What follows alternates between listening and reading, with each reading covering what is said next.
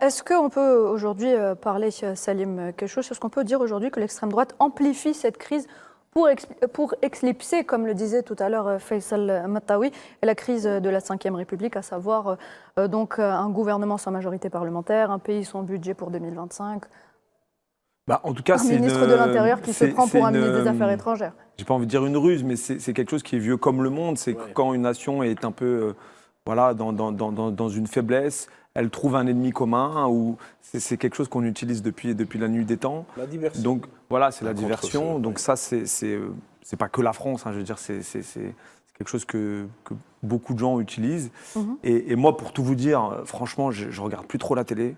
Parce que quand j'allume les chaînes d'infos, j'ai l'impression de voir un sketch de Malik Bentala. Donc, sincèrement, ça me. Voilà, quand j'ai envie de m'informer, je m'informe de moi-même et je vais chercher. Je peux plus, je peux plus. En fait, à un moment donné, il y avait ces chaînes d'infos qu'on laissait en continu Oui. et ça me rendait anxieux.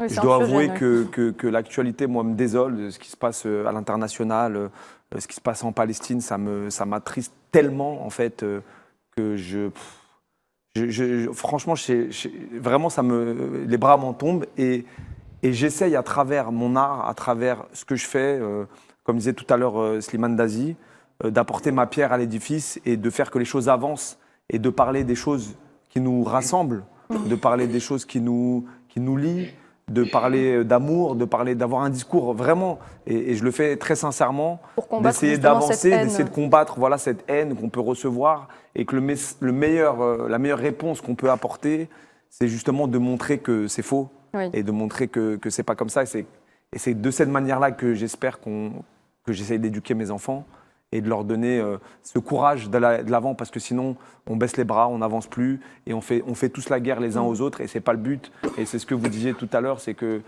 pour moi l'Algérie c'est un pays accueillant, c'est un peuple hospitalier et ça m'attriste aussi qu'on montre les Algériens comme des gens véhéments, comme des gens guerriers, tout ça, et que voilà, qu'on se gargarise là-dedans. Donc moi j'essaie de montrer autre chose